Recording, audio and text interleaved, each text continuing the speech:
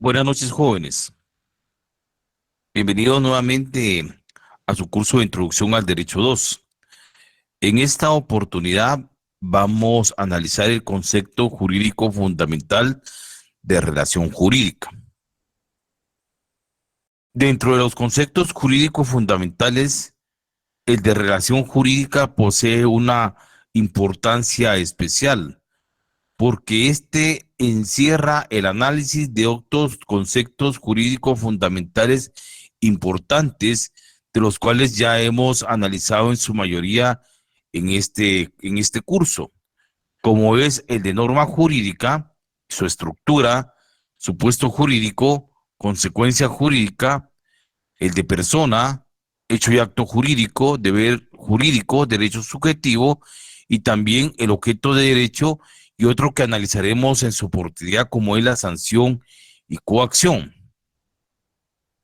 La relación jurídica vincula un enlace entre los conceptos jurídicos fundamentales ya citados y nos hace una interpretación básica y elemental de lo que es la norma jurídica en su efectivo objetivo, análisis e interpretación, porque esto nos va a definir cómo todos estos conceptos jurídicos fundamentales se enlazan entre sí y juegan un rol muy importante en la forma de aplicación práctica y concreta de la norma jurídica en su formación de regulación de conducta individual y colectiva del ser humano en sociedad.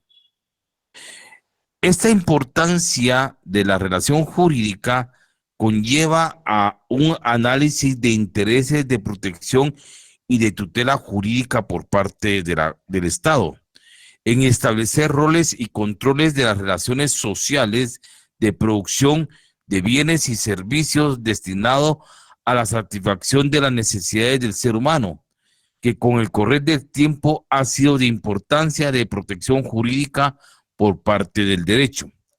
De ahí que se busca un sistema de vida de regulación de la vida comunitaria en sociedad en forma pacífica, la cual el derecho le ha dado a través de las experiencias tomadas en la aplicación de la norma jurídica y su repercusión en sus consecuencias de derecho, que tratan la manera lógicamente de solucionar posibles conflictos de intereses que puedan surgir dentro de las relaciones humanas. En ese aspecto, vamos a dar varias definiciones de relación jurídica con base a la importancia de su estudio en la literatura jurídica universal. En primer punto de partida de relación jurídica se debe de interpretar como un vínculo que está y surge entre los sujetos de derecho nacida de una determinada aplicación de una norma jurídica a través de condiciones y situaciones jurídicas correlativas de ciertas prestaciones de derechos y deberes cuyo objetivo es el control de una sanción y una consecuencia de carácter coactivo. Una segunda definición de relación jurídica también nos establece que es un vínculo entre sujetos surgido de la aplicación y de la realización de una consecuencia jurídica a través de una situación coactiva o sanción. Como hemos visto, la relación jurídica nos establece dos roles, que es un vínculo jurídico que surge entre sujetos de derecho, que surge entre las personas en las cuales se va a establecer unas formas correlativas de sanción y coacción a través de la realización de las consecuencias jurídicas. Y estas formas son el derecho subjetivo en su aplicación y el cumplimiento de su deber jurídico. Partiendo de este somero análisis de las dos definiciones antes citadas, podemos concluir con una definición que consideramos que es la más concreta, que nos da una panorámica, una explicación amplia de lo que debemos de entender por relación jurídica. Y se dice que la relación jurídica es un vínculo jurídico entre dos sujetos de derecho, surgido de la realización de un supuesto normativo y que coloca a uno de estos sujetos en calidad de sujeto activo frente al otro en calidad de sujeto pasivo en la realización de una prestación determinada. ¿Qué es lo que nos quiere dar a entender esta definición? Que una relación jurídica va a ser un vínculo jurídico que va a surgir entre sujetos de derecho, entre personas, en sus relaciones de interactuar de la propia norma jurídica, y que uno de estos sujetos de derecho, una de estas personas, la va a realizar a través de un supuesto normativo y que la va a colocar en calidad de sujeto activo, es decir, un sujeto activo que va a ejercitar el derecho subjetivo, que es la facultad que el derecho objetivo le otorga a los sujetos o a las personas para hacer o no hacer algo o exigir el cumplimiento hacia otra de una obligación, el cumplimiento de sus deberes jurídicos. Y en ese rol de la relación jurídica también va a colocar a otro sujeto de derecho en calidad de sujeto pasivo en la realización, se dice, de una prestación determinada, es decir, en el cumplimiento de una obligación jurídica. Recordemos que el deber jurídico es una restricción a nuestra libertad exterior, que es ejercitada por una u otras personas en las cuales se nos van a hacer valer que ejecutemos una conducta positiva o negativa dentro de esta prestación de obligaciones jurídicas. En ese sentido, la relación jurídica lo que establece es el rol que juegan los sujetos de derecho, las personas, una ejercitando el derecho subjetivo, que es el sujeto activo, y otra ejercitando el deber jurídico, que es el cumplimiento de las obligaciones adquiridas o preestablecidas, que será el sujeto pasivo. En este orden de ideas, entremos a analizar los elementos que contiene la relación jurídica. Y se dice que la relación jurídica contiene tres elementos, que son: uno, elemento personal; dos, elemento material; y tres, elemento formal. Entremos a estudiar cada uno de estos elementos de la relación jurídica. Y entramos por los elementos personales. Los elementos personales van a ser los sujetos de derecho dentro de una relación jurídica. Y esto, lógicamente, están constituidos por las personas que le proporcionan vida a estas relaciones jurídicas que van a estar establecidas bajo una protección jurídica. En doctrina, estos elementos personales, que son los sujetos de derecho, que son las personas, reciben el nombre de dos componentes. Se le denomina sujeto activo y sujeto pasivo. Entremos a analizar quién es el sujeto activo como elemento personal de la relación jurídica. El sujeto activo es aquel que va a estar facultado jurídicamente de exigir el cumplimiento de un deber impuesto a otra persona por una norma jurídica, por una norma de derecho. Quiere decir que el sujeto activo, dentro del elemento personal de la relación jurídica, al exigir a otra persona como facultado del cumplimiento de un deber impuesto una norma jurídica, siempre va a ejercitar el rol del derecho subjetivo. Quiere decir, en conclusión, que el sujeto activo, como elemento personal de la relación jurídica, siempre va a ejercitar el rol del derecho subjetivo. Ahora bien, ¿quién es el sujeto pasivo como elemento personal de la relación jurídica? Es aquel que tiene que estar obligado a cumplir con una exigencia que ha sido impuesta por la norma jurídica, aquel que debe cumplir con sus obligaciones correlativas. Quiere decir que el sujeto pasivo siempre va a ejercitar el rol del deber jurídico. Explicando ya los elementos personales, entremos a analizar los elementos materiales de la relación jurídica. Dentro de los elementos materiales de la relación jurídica encontramos dos.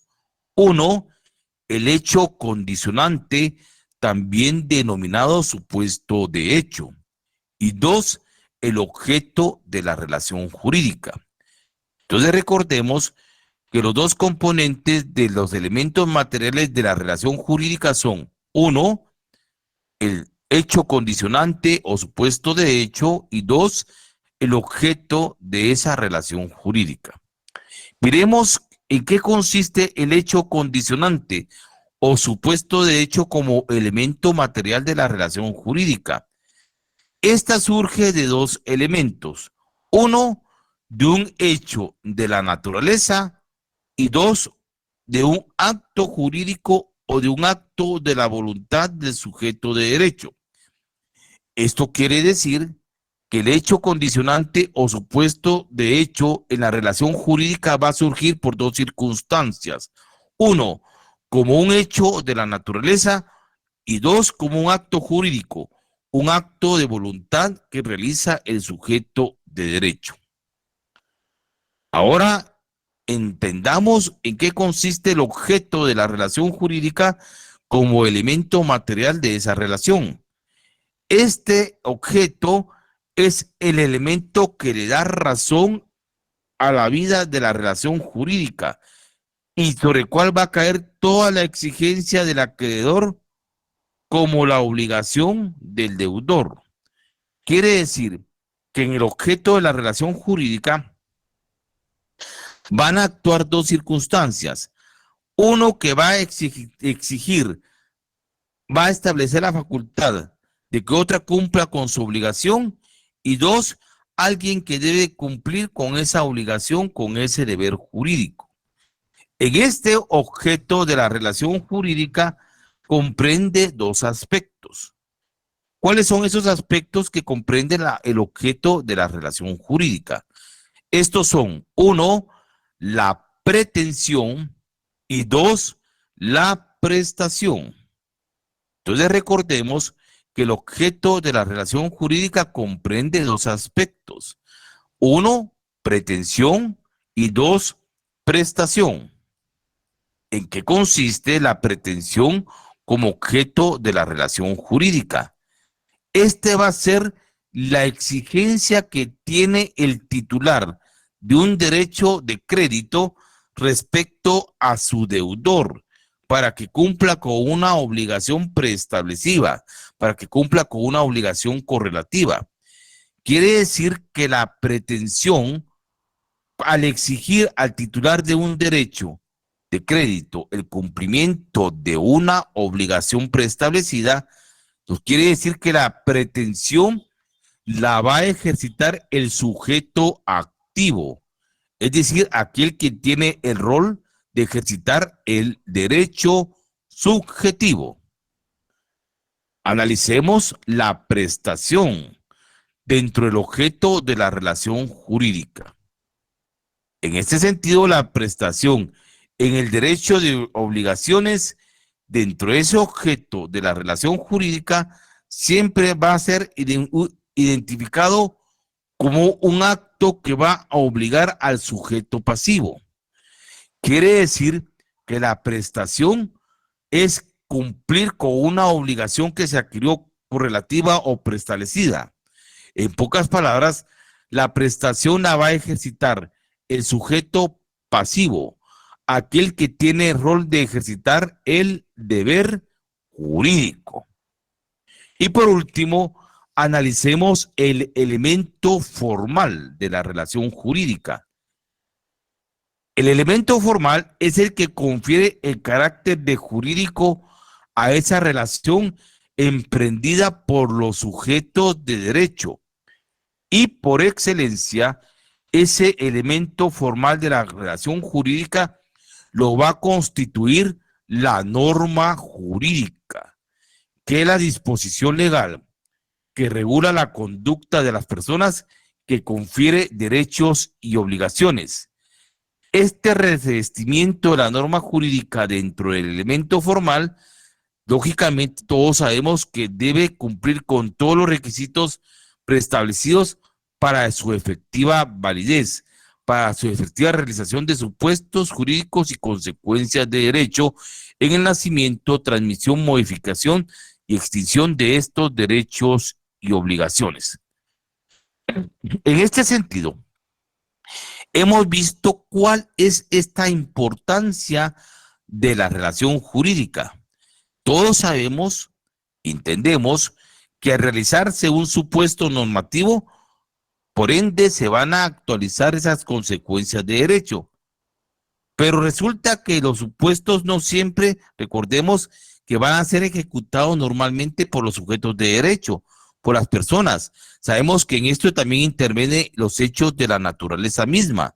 Y como sucede con el ejemplo que vamos a analizar a continuación. Cuando una rama de unos árboles se extiende sobre heredad ajena, sobre propiedad de otro vecino, jardín o patio. El propietario del jardín o patio tendrá, en este ejemplo que estamos estableciendo, la facultad de un derecho subjetivo que puede hacer valer en cualquier momento frente al dueño de ese árbol. Este derecho subjetivo que ejercita el dueño del patio de la edad donde caen las ramas, le da un derecho que consiste en la posibilidad de exigir al vecino el corte de tales ramas al propietario de ese árbol. En este ejemplo se ve claro, jóvenes, la relación entre personas, entre dos sujetos de derecho o sujetos de la relación jurídica. El dueño del predio sobre el cual se extienden las ramas aparece como titular del ejercicio de un sujeto activo, del ejercicio del rol del derecho subjetivo. Lógicamente, de exigir al dueño del árbol el corte de esas ramas que se extienden sobre su propiedad porque le pueden ocasionar un daño o un perjuicio a su propiedad. A ese sujeto que goza el derecho subjetivo, recordemos que como elemento personal se le identifica con el nombre de sujeto activo de la relación jurídica. Y aquel sujeto que va a estar obligado a cortar las ramas del árbol se le llama sujeto pasivo de la relación jurídica, aquel que va a ejercitar el rol de ejercitar el deber jurídico, la obligación de cortar esas ramas del árbol porque perjudican a la heredad del sujeto activo de esta relación jurídica. En este sujeto que goza el derecho subjetivo, también se le conoce con otros nombres. Se le conoce con el nombre de pretensor, derechohabiente, acreedor o también se le puede denominar facultado. La que en el fondo se refiere al titular que ejercita el derecho subjetivo, el que ejercita el sujeto activo. Lo mismo va a suceder con el sujeto pasivo, que también en algunos casos se le llama obligado, debitor o deudor.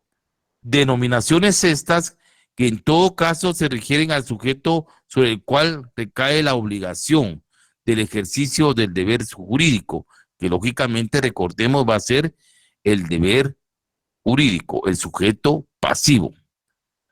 Esta importancia de la relación jurídica para determinar la naturaleza de las normas jurídicas tiene un fundamento básico de establecer conductas individuales y colectivas de armonía dentro del seno de la sociedad, porque uno de los fines del derecho es garantizar el bien común, la seguridad jurídica y, entre pocas palabras, también en sus casos, como elemento actiológico central, la justicia.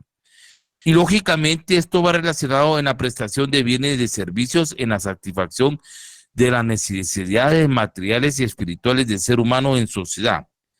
En este proceso de producción de las satisfacciones de las necesidades del ser humano, vamos a ver cómo los intereses del ser humano recaen sobre objeto, sobre intereses de relaciones entre otras personas.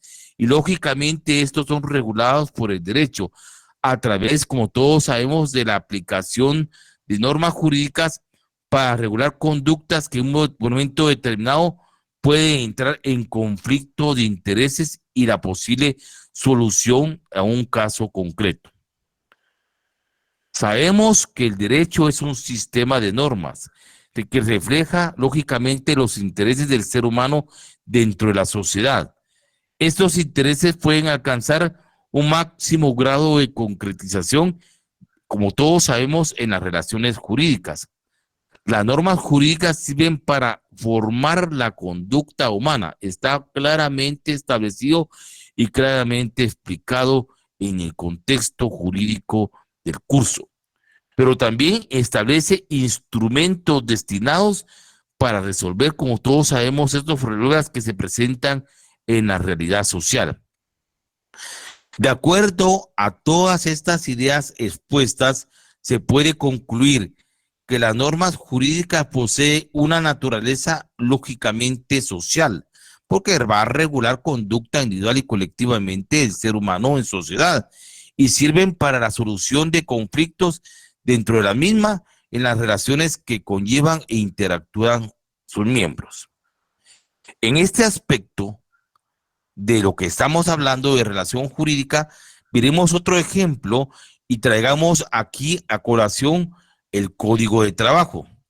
Y vamos a analizar el artículo 63 en su parte conducente, en su literal B, que indica que son obligaciones de los trabajadores ejecutar el trabajo con la eficiencia, cuidado y esmero apropiados en la forma y tiempo y lugar convenidos. Si analizamos este artículo 63 del Código de Trabajo, el supuesto que contiene esta norma es de que existe una relación de trabajo entre patrono y trabajador.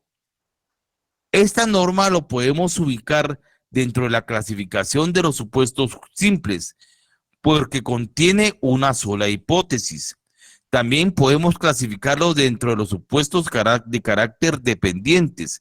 ¿Por qué clasificamos ese artículo 63 dentro de los supuestos de carácter dependientes? Porque para que se produzca la consecuencia jurídica necesaria de que tiene que hallarse esa obligación de que tiene el trabajador de cumplir efectivamente con las disposiciones al momento de establecerse una relación laboral, lógicamente conlleva que previamente se tenga que celebrar o realizar un contrato individual de trabajo, conforme lo estipula el artículo 18 del Código de Trabajo, o también simplemente que se manifieste una relación laboral, conforme también lo regula el artículo 19 del citado cuerpo normativo.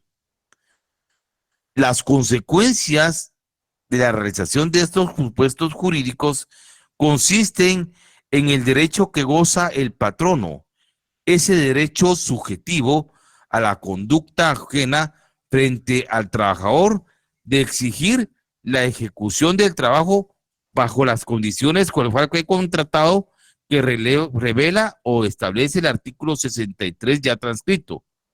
Correlativamente, este derecho subjetivo dentro de esta relación jurídica va a establecer un deber jurídico al trabajador como sujeto pasivo, que lo obliga, lógicamente, a cumplir con el mandato que le formula la norma jurídica frente al titular del derecho subjetivo. Este, desde el punto de vista de su forma y constitución, es un deber jurídico por voluntad de la ley, porque todas esas disposiciones, estipulaciones están establecidas bajo una norma jurídica que regula el derecho de trabajo. En ese sentido, el sujeto activo, que es el patrono, y el pasivo, que es el trabajador. El patrono, recordemos que es sujeto activo en cuanto está obligado a cumplir con el mandato que le impone la norma jurídica como un derecho subjetivo. Ahora bien, miremos desde otro punto de vista. Supongamos que Juan Trabajador ha celebrado un contrato individual de trabajo con Pedro, que lo vamos a identificar como patrono. Lo que han hecho es realizar, al celebrar ese contrato individual de trabajo, un acto jurídico, porque ambos pusieron de manifiesto su voluntad. Aquel acuerdo para crear, transmitir, modificar o extinguir derechos y obligaciones dentro de ese acto que está jurídico que está en el contrato. Con este acto se ha realizado un supuesto contenido en el artículo 18 del Código de Trabajo. Y lógicamente, al celebrar un contrato individual de trabajo, Juan como trabajador y Pedro como patrono han establecido una relación jurídica con todos los antecedentes y consecuencias que devienen de la celebración de ese contrato individual de trabajo. Vista esa relación que hemos establecido de las obligaciones del artículo 63 que surgen para el trabajador, vemos que Pedro, como patrono, va a ser siempre sujeto activo de esa relación jurídica y Juan va a ser siempre sujeto pasivo dentro de esa relación jurídica. Con esta explicación que hemos dado de la naturaleza jurídica de elementos y formas en las cuales se constituye la relación jurídica, tratamos de explicar la importancia de esta como vínculo jurídico que, como hemos dicho, surge entre los sujetos de derecho, en la cual el supuesto normativo va a colocar a uno de estos sujetos como sujeto activo en el ejercicio de un derecho subjetivo y a otro como sujeto pasivo en el cumplimiento de una obligación preestablecida o determinada como sujeto pasivo en el ejercicio de un deber jurídico. Con eso concluimos la clase de esta jornada y pasaremos a la fase de preguntas y dudas que ustedes consideren conveniente o pertinente resolver y los dejo como de costumbre en el uso correlativo de la palabra.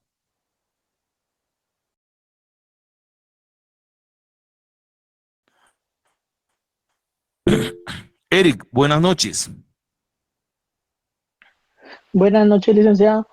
Con respecto a los elementos personales, el sujeto activo y pasivo, yo logro comprender y lo voy a tratar de explicar con este ejemplo que tengo. Claro. Por ejemplo, el sujeto activo sería mi persona asistiendo, por ejemplo, a una entidad, por ejemplo, del Estado, ¿verdad?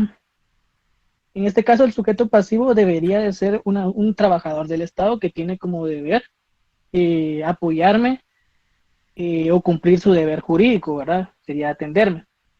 ¿Estaría correcto ahí, licenciado? Si usted ejerce una situación de dirección o de mando, sí. O sea, que precisamente así como civil, pues podría decirse que yo voy a exigir mis derechos a una entidad del Estado, intentando que esta persona me apoye con, Pero si con usted resolver tiene mi caso. dentro de la jerarquía, tiene un rol de dirección o de mando sobre el trabajador. No, definitivamente no. Pero así como persona sin ningún rol de mando, ya no aplicaría este sentido de Y no, elementos porque personales. tenía que tener una calidad de director, administrador o jefe para tener esa facultad de derecho subjetivo. Mm, ¿Ya?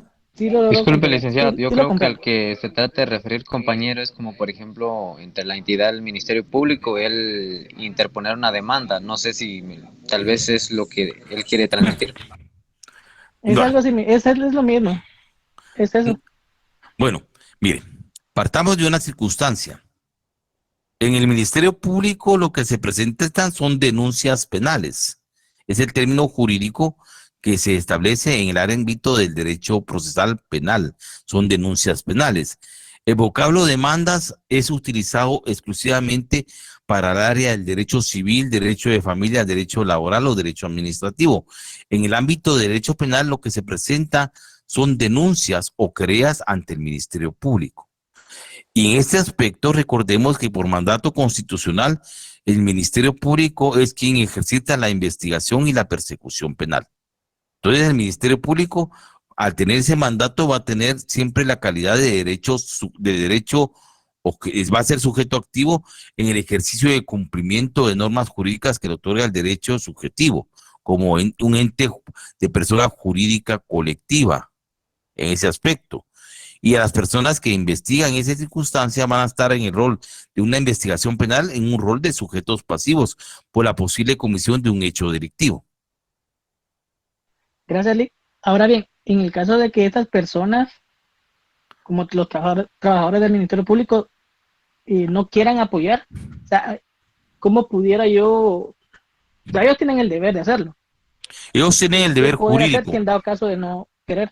de investigar los casos y si es posible iniciar la persecución penal.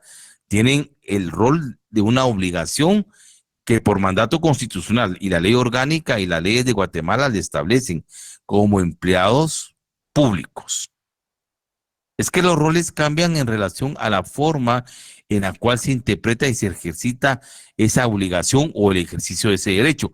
Cuando usted llega a presentar una denuncia, usted está ejercitando un derecho subjetivo, porque ¿qué es lo que está pidiendo al Ministerio Público?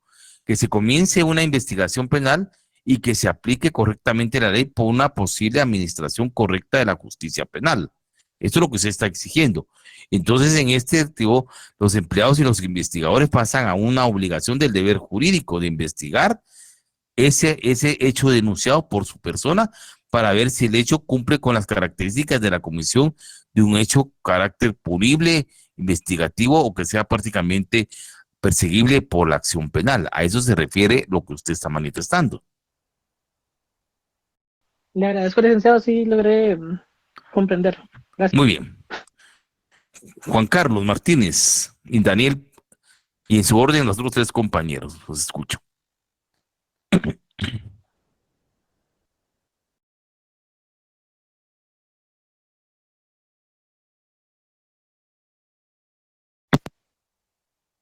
Juan Carlos, lo escucho. Sí, buenas noches, Lick. Es un placer estar en su clase. Muy bien, gracias. Yo me quedé con un poquito de duda en los elementos materiales. Tal vez me los pudiera explicar, disculpe. Bien, los elementos materiales son dos. Dice que es el hecho condicionante o también denominado supuesto de hecho. Y está también el objeto de la relación jurídica. El hecho condicionante del elemento material de la relación jurídica va a estar determinado por dos aspectos. Puede ser por un hecho propio de la naturaleza, dice, o por un acto donde está vinculado a la persona como sujeto de derecho, y esto sería un acto jurídico. Hechos y actos jurídicos pueden determinar el hecho condicionante supuesto derecho, porque en pocas palabras es lo que nosotros conocemos como supuesto jurídico. La forma en que se realizan las normas jurídicas a través de supuestos jurídicos, recordemos que eso se manifiestan a través de hechos jurídicos y actos jurídicos. A eso se refiere ese hecho condicionante dentro de la relación jurídica. Ahora bien, el otro elemento material de la relación jurídica es el objeto de la relación jurídica. Es aquel, dice, que le va a dar la razón de lo que es la relación jurídica, porque aquí va a establecer dos roles. Alguien que va a ejercitar la facultad de exigir a otra persona el cumplimiento de una obligación correlativa, que puede ser un derecho de crédito, entre otros. Habla de acreedor y deudor, que ese sería el hecho derecho condicionante, y otro que va a ser, lógicamente, perdón, el objeto de la relación jurídica, y otro que tiene que cumplir con una obligación correlativa, que es el ejercicio del deber jurídico. Se indica que en el en el objeto de la relación jurídica existen dos aspectos que se debe comprender. El objeto de la relación jurídica comprende la pretensión y la prestación. En la pretensión va a estar aquel facultado de exigir el cumplimiento de una obligación correlativa a otra persona.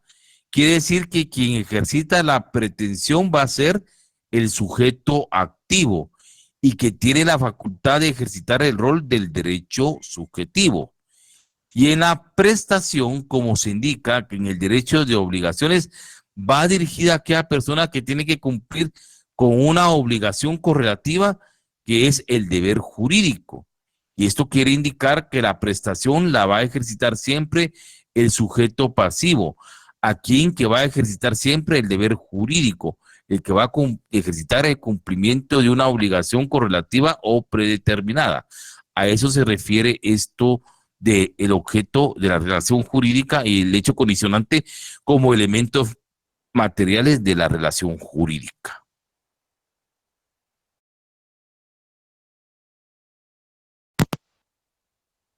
Por su aclaración ya me quedó un poquito más claro. Le agradezco. Muy bien, muy bien. Daniel Rodas, lo escucho, y Carlos Armando posteriormente. Licenciado, bueno, considero que comprendí, solo que tengo una no una duda, un supuesto aquí. Por ejemplo, cuando se habla de los elementos materiales, en el hecho condicionante dice que surge siempre de un hecho de la naturaleza o por voluntad.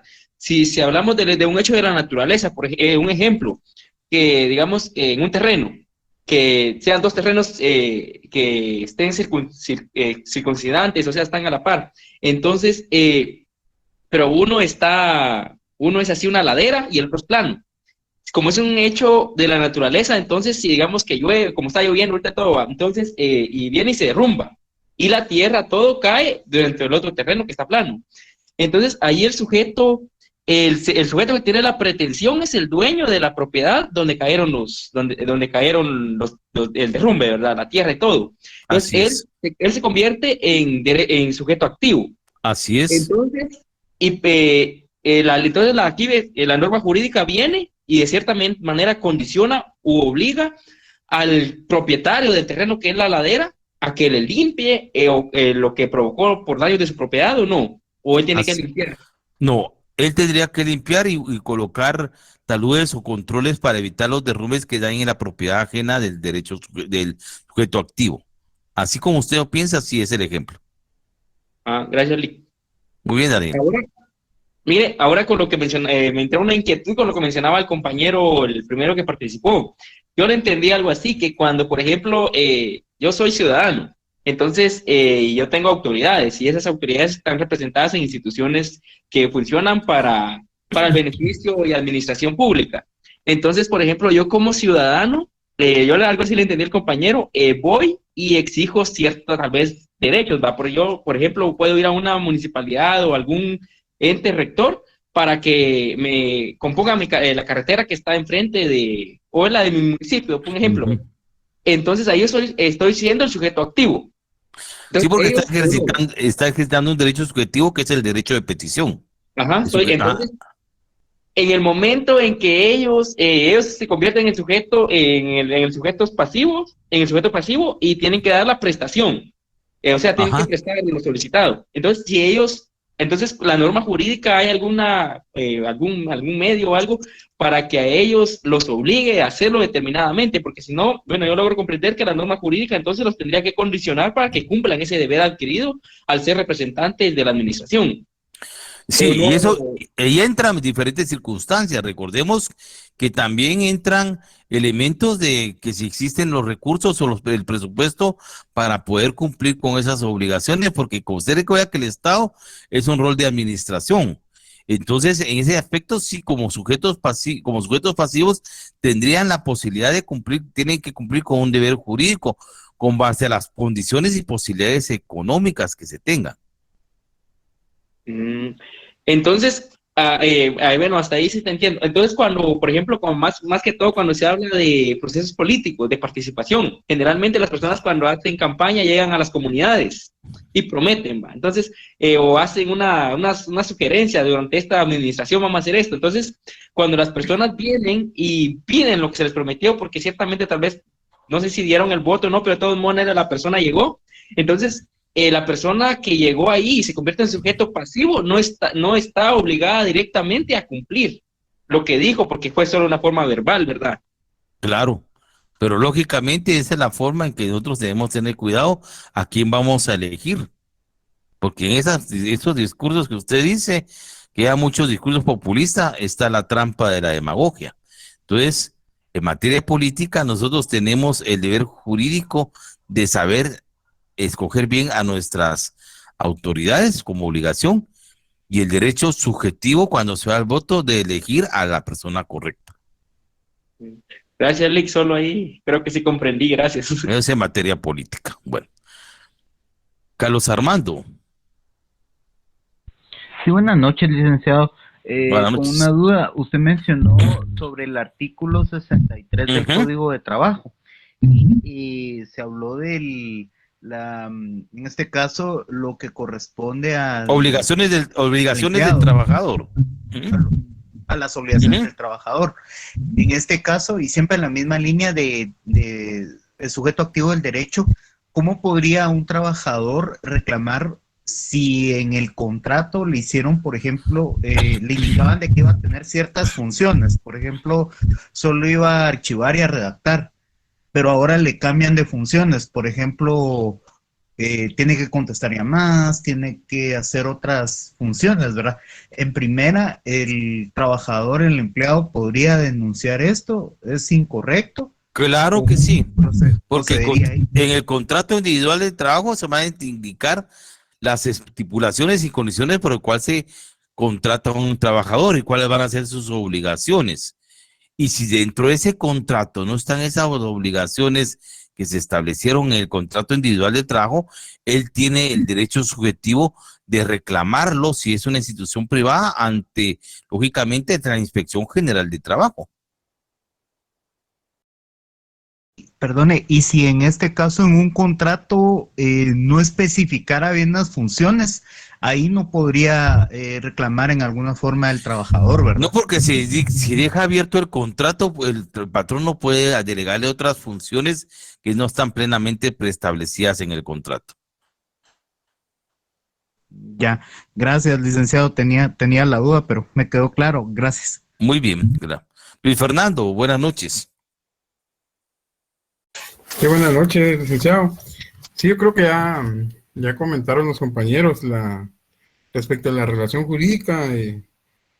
Cuando consultaba el compañero Eric, se me venía en la mente el ejemplo de la relación jurídico-tributaria, donde especifica claramente el sujeto activo, que es el Estado en ese momento, y el sujeto pasivo, que en este caso sería el contribuyente, ¿verdad? El contribuyente, así Pero es.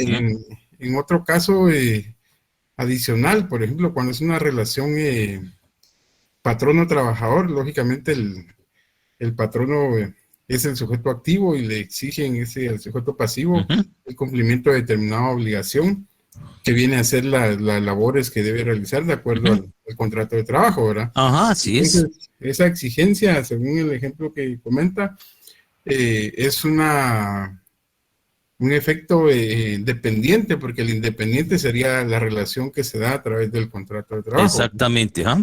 Ahora, respecto al tema de que en algún momento en una propiedad de X se sufra un deslave, por ejemplo, porque hubo una excavación de un vecino, ¿verdad? Pero no preveyó que esa excavación que él iba a hacer o cualquier trabajo adicional iba a repercutir en una época de invierno, por Ujú. ejemplo, en un terreno vecino. Veía yo el artículo 474 del Código Civil, donde hace referencia Ujú. a esa norma jurídica, la protección a la persona que en algún momento se podría convertir en sujeto activo y reclamarle al vecino que de acuerdo a esta norma él tenga que realizar todos los arreglos que se consideren necesarios para que no vuelva a ocurrir algo que le afecte a la propiedad, ¿verdad? Así es, Luis Fernando, así es. Y lo último es, deriva de una imagen que yo vi en una red social y, por ejemplo, es en una página específicamente de estudiantes de ciencias jurídicas.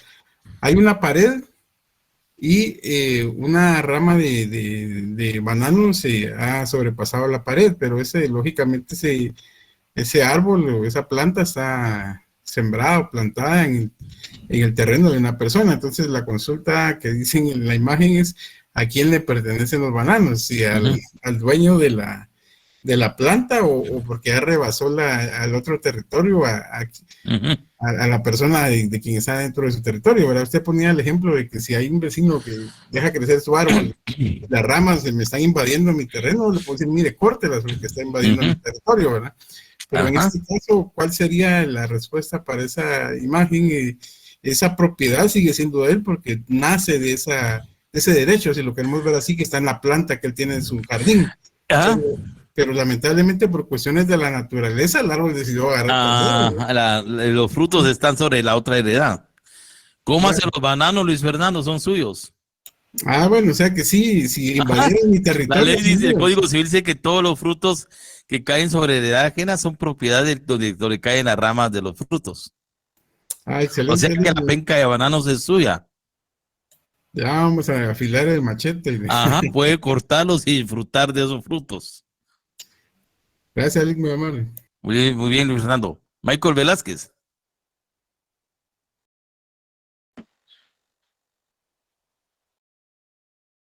Michael.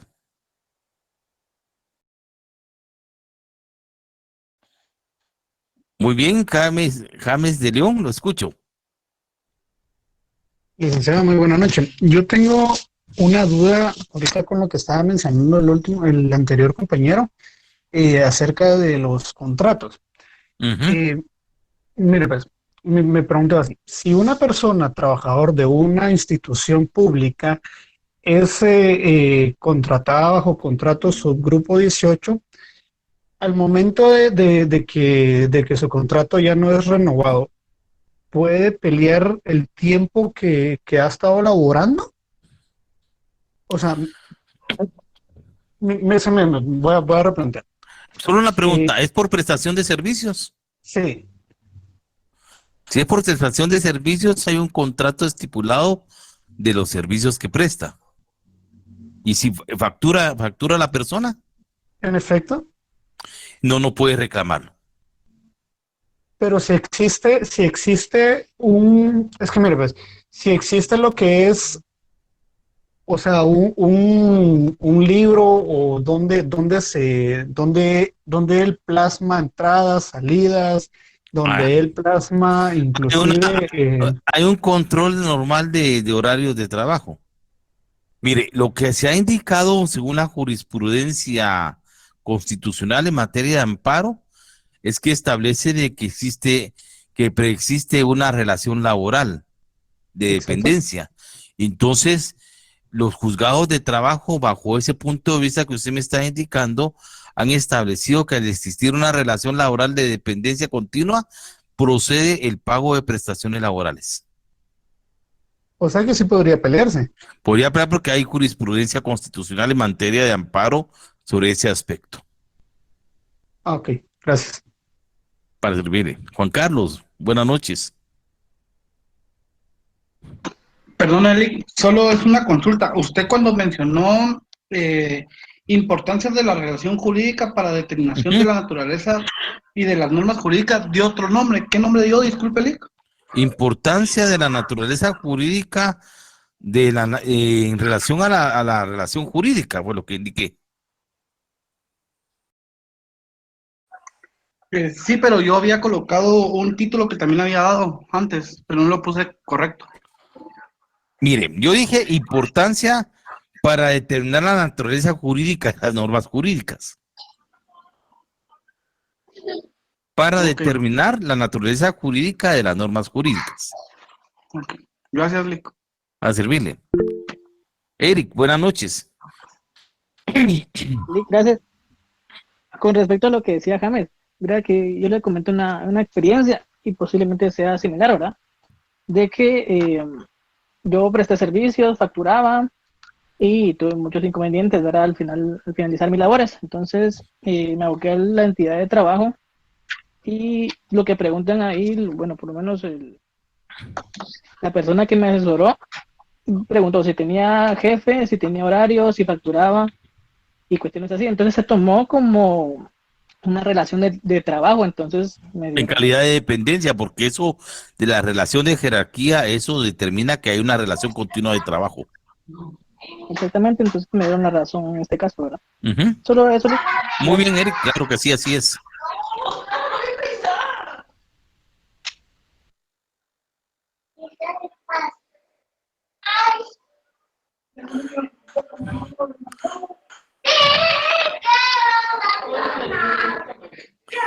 Bien, ¿alguien más que desee preguntar, jóvenes?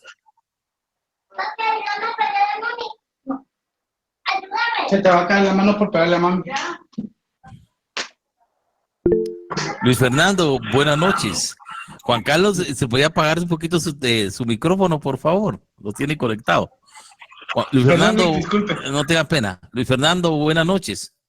Y buenas noches nuevamente, Lick. Solo comentar, por ejemplo, cuando se da una relación jurídica, por ejemplo, patrono-trabajador, nuevamente, es porque ambos han acordado esa relación de una prestación en este caso de las horas laborales a Ujú. disposición del patrono, ¿verdad? Y cumplir con determinadas funciones o atribuciones que establece el código, Ujú. Así en es. este caso, el del contrato, ¿verdad? Pero Ajá, correcto. hay una práctica muy común que en Guatemala se le solicita a las personas para no pagar prestaciones, y es que ellos se inscriban como pequeños contribuyentes y emitan una factura por prestación de servicios.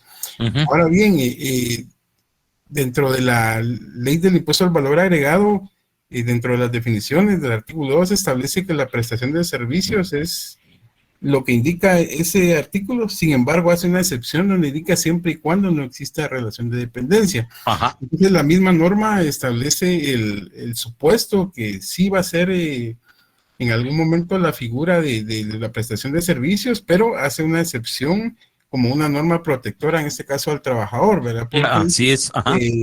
realmente le dice, mire, si usted está facturando teóricamente o bajo el argumento de que si yo facturo me van a pagar más, pero no va a tener bono 14, aguinaldo ni indemnización, pero la ley dice, mire, pero si usted está en relación de dependencia, entonces usted debe de gozar de esos beneficios. O sea, técnicamente podríamos decir que ha existido una mala práctica en esa relación jurídica patrono-trabajador y se ha llevado a ese fin de no pagar las prestaciones que en derecho correspondan, ¿verdad? Sí.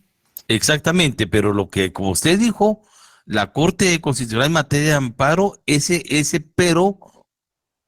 relación de dependencia es lo que le da la relación de pago de prestaciones. Ahí donde la Corte ha sentado jurisprudencia en materia de amparo constitucional y es la que los jueces de trabajo citan al momento cuando se presentan demandas laborales en ese aspecto. Ese punto medular de que exista una relación de dependencia, un horario continuo de trabajo bajo la jerarquía de un inmediato superior. Así es. James de León y Ana Luz Romero. Yo solo con una cuestión que me quedó de surgir. Preguntan. O sea, entiendo muy bien que bajo la jurisprudencia sí se puede pelear eso, pero si en dado caso la institución le impone a la persona quien se está integrando al subgrupo 18 un dictamen en donde indique que sus prestaciones no son válidas, después de todo este proceso, ¿sí se puede pelear aún? Se puede porque prácticamente eso contraviene a lo que dice la normativa y la jurisprudencia. Recuerde que la jurisprudencia en materia constitucional de amparo obliga al juez a fallar a favor del que hace valer esa jurisprudencia, porque forma de doctrina legal. Y en dado caso, la persona gana el proceso, por ejemplo, las prestaciones caídas o no brindadas al trabajador, ¿son remuneradas? Sí, tiene que pagar las prestaciones laborales que se establecieron en el tiempo en que la persona laboró. Ok, muchas gracias. Muy bien. A todos. Ana Luz Romero. Buenas noches. Pues Buenas noches. en uno de estos casos, pues yo estoy, ¿verdad? Y me surgió la duda porque una compañera de trabajo, pues estaba bajo este reglón, ¿verdad? De prestación de servicios, declarando a la SAT, pero ella me comentaba, mira, llevo 8 años trabajando, yo quiero renunciar, pero quiero que me despidan, quiero que me den algo y no me están dando nada. Entonces, con la duda me surgió, igual, pues yo renuncié mucho antes que ella, pero ella aún se queda ahí porque le dicen que no le van a dar nada, porque ella está facturando y pues no es derecho de ella, ¿verdad? Pero como usted sabe que no todo el mundo se mete a estudiar su caso para poder resolverlo, ¿verdad? Entonces, pues la duda me surgió. Estos 8 años laborados, aunque ella, bueno, si ella renuncia, pues renuncia a todo, no sé. No le pagan mire, lamentablemente, la indemnización universal en Guatemala es prácticamente un derecho de expectativa, porque no está regulado en nuestra legislación. Solo se paga prestaciones indemnización cuando se renuncia, cuando se despide mejor a una persona. Pero cuando se renuncia, queda políticamente de la entidad. Si es política laboral, pagarles, ya sea que se vaya por la puerta de delante, la puerta de atrás, pagarle sus prestaciones, se las pagan. pero en el aspecto de indemnización, si ella renuncia, si no se la pagan, le pagarán las otras prestaciones laborales menos los 8 años de servicio. Entonces, lo que ella está diciendo, anda buscando la forma en que el patrono la despida para que pueda reclamar esas prestaciones. Exacto, eso busca. Pero se supone que si en dado caso a la persona la despiden por causa justificada, tampoco le pagan sus prestaciones ni El solo las credenciales. patrono tiene que determinar cuál fue la causa justificada del despido. La tiene que justificar y tendría que presentar actas por faltas en el trabajo, faltas en el servicio, porque si es una causa que no esté plenamente establecida en el Código de Trabajo o en la ley, el trabajador tiene todo el derecho de ganar. Está bien, gracias, Lick. Sí, porque sí, eso tenía yo más o menos, Ajá. estaba enterado en eso, ¿verdad? Y como dice Luis Fernando Bordón, también dice que en algunos casos, ya sean empresas privadas o del Estado, si existe un pacto colectivo de trabajo y ese indica que esa garantiza la indemnización, se puede obtener. Otro elemento es que dentro de la política de la entidad esté contemplado esto, lo que indique. Bajo las circunstancias se podría hacer aún con renuncia del trabajador. De lo contrario, lamentablemente tenemos que irnos por la vía del despido.